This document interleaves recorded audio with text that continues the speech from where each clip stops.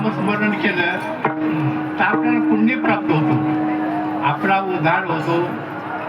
एकच जरी नाम वाचे सदा बसे श्रीरामाचे, पर्वते गुण पापाचे परमानंदाचे निसपावे.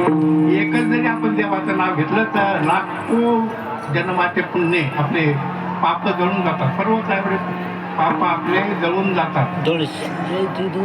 पण ते बी आपल्याला जमत नाही. भक्ती कशी आहे? भक्ती फार कठीण आहे. विठाला विठाला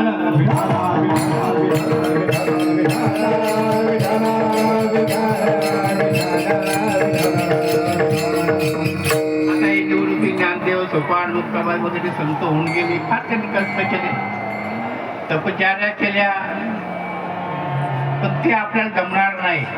आपल्याला ते जमणार नाही. आपल्याला सोपं सांगितलं, सोपेवर मामा सांगत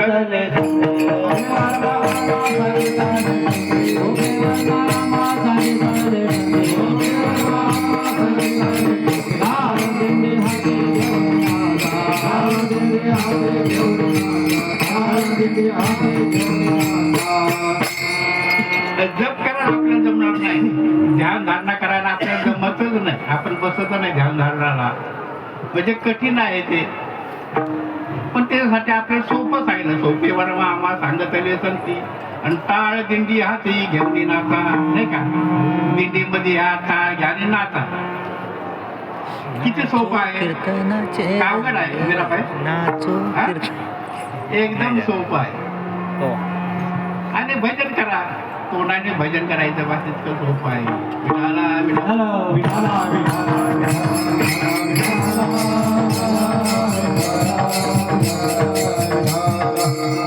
आणि श्रवण करा. नऊ प्रकारच्या भक्त्या सांगितल्या. 9 प्रकारच्या कीर्तन, श्रवण, पासेवन, अर्चन, दासी, आत्मनिवेदन, अशा 9 प्रकारच्या भक्त्या आहेत. त्यापैकी आपल्याला बाकीच्या भक्ती जमणार नाही, पण आपल्याला श्रवण भक्ती करता येते. श्रवण, आता या ठिकाणी कीर्तन आहे, कीर्तन भक्ती आणि श्रवण भक्ती. श्रवण भक्ती म्हणजे फक्त ऐकायचं काम करायचं. काय करायचं? ऐकायचं काम करायचं. पण ते बी आपल्याला जमत नाही, नाही का? किती सोपं आहे. फक्त ऐकायचं. तुम्ही टाळ्या वाजवू नका, काहीच करू नका, फक्त काय करा? ऐका.